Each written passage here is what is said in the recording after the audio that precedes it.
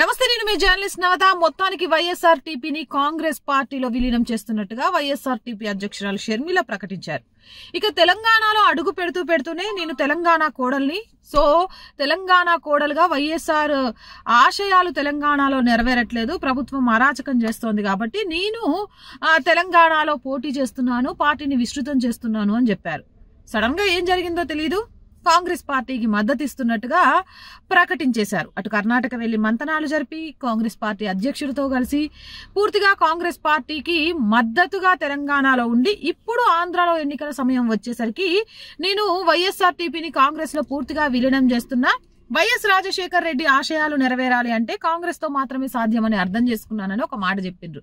మరి వైఎస్ రాజశేఖర్ రెడ్డి ఆశయాలు కాంగ్రెస్ తో నెరవేరడమే సాధ్యం అన్నప్పుడు గతంలో అన్న వైఎస్ఆర్సీపీ పార్టీ పెట్టినప్పుడు ఎందుకు మద్దతు తెలిపి వాడవాడ జగన్ వదిలిన బాణంగా పాదయాత్ర చేసిండ్రో తెలియదు. అయితే ఇక్కడ ఒక ఆసక్తికరమైన విషయం ఏంటి అంటే నిన్న ఆంధ్రజ్యోతిలో వచ్చింది ఈ ఆర్టికల్. ఆంధ్రజ్యోతిలో వచ్చిన ఒక ఆర్టికల్ చూసిన తర్వాత అసలు షర్మిల పార్టీ మారడం వెనక ఆంతర్యం ఏంటి?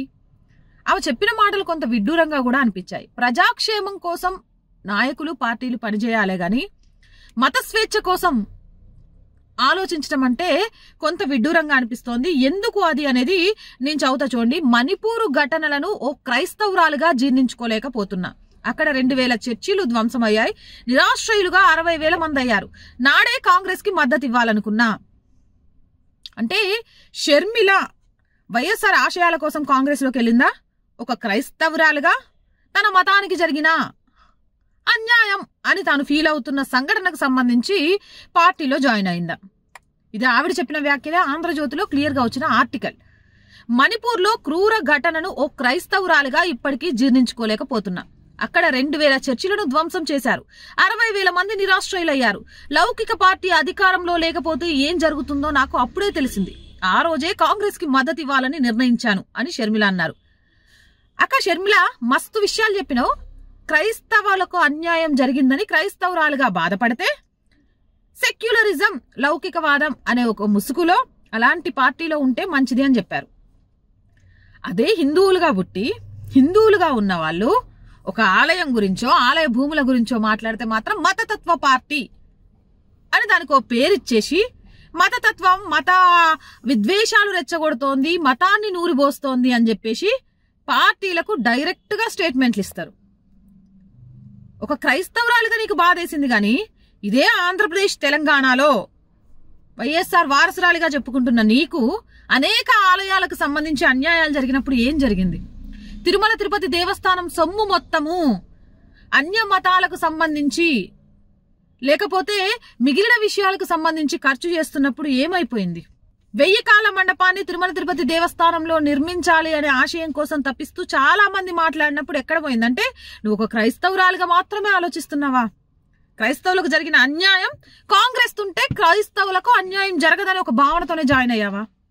ఎవరిది మతతత్వవాదం? అంటే క్రైస్తవులంతా కాంగ్రెస్ కి మద్దతు ఇవ్వమని చెప్తున్నావా?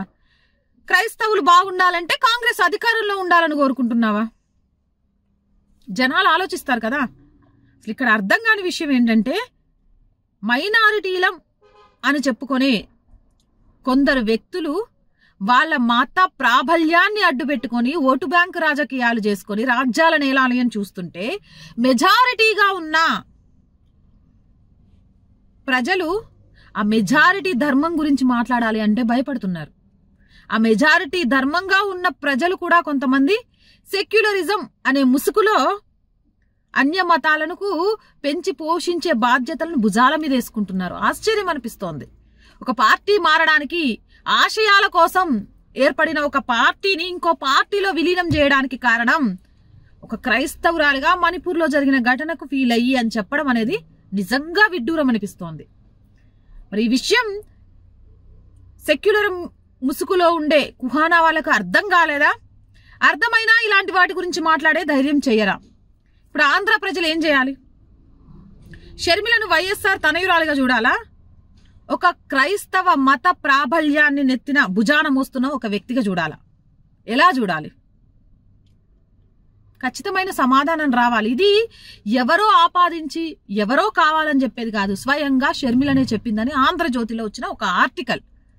ఎంఐఎం పార్టీకి సంబంధించి పక్కా మేము ముస్లిమ్స్ కోసమే పనిచేస్తామని చెప్తుంది, మాకు పక్కా ఓట్లు పడతాయని చెప్తుంది. షర్మిలక్క లాంటి వాళ్ళు క్రిస్టియానిటీకి అన్యాయం జరిగితే తట్టుకోలేకపోతున్నామని చెప్తుంది. రంజాన్ జరిగితే ఇక సెక్యులరిజం ముసుగు కోసం, ఓటు బ్యాంకు రాజకీయాల కోసం క్యాపులు పెట్టుకుంటాం, ఖర్జూరా పళ్ళు తింటాం, చర్చిలకు పోతాం, క్యాండిల్ వెలిగిస్తాం. కానీ ఇప్పుడు చెప్తున్న ఈ అక్కలు, ఎంఐఎం అన్నలు, మరి వాళ్ళకెందుకు సెక్యులరిజం గుర్తుంటుందో నాకు అర్థం కావట్లే. ఆలయాలకు ధ్వంసం అయిపోయినా మాట్లాడరు, ఆలయ భూములు అన్యాక్రాంతం అయిపోయినా మాట్లాడరు, ఒక పండగ వచ్చిందంటే కుంకుమ పెట్టుకొని పూజ చేయడానికి ఇష్టపడరు. వీళ్లకు మాత్రమే, మెజారిటీగా ఉన్న ప్రజలు మాత్రమే సెక్యులరిజాన్ని పాటించి మిగతా మతాలకు గౌరవం ఇచ్చి మిగతా మతాల సాంప్రదాయాలను పాటించాలా? వాళ్ళకు లేదా అది?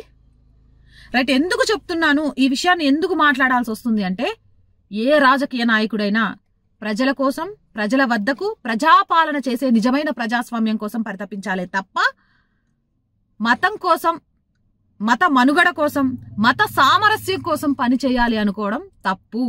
అది డైరెక్ట్ గా పేపర్ స్టేట్మెంట్ ఇచ్చేలాగా షర్మిలక్క మాట్లాడటం నిజంగా కూడా కొంత బాధాకరం.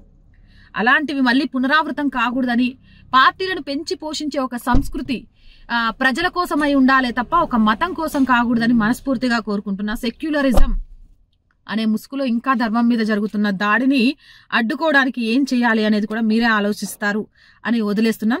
ఇలాంటి మోర్ వీడియోస్ కోసం జర్నలిస్ట్ నవత ఛానల్ వెంటనే సబ్స్క్రైబ్ చేసుకోండి. ఈ వీడియో నచ్చిందా? లైక్ చేయండి, షేర్ చేయండి.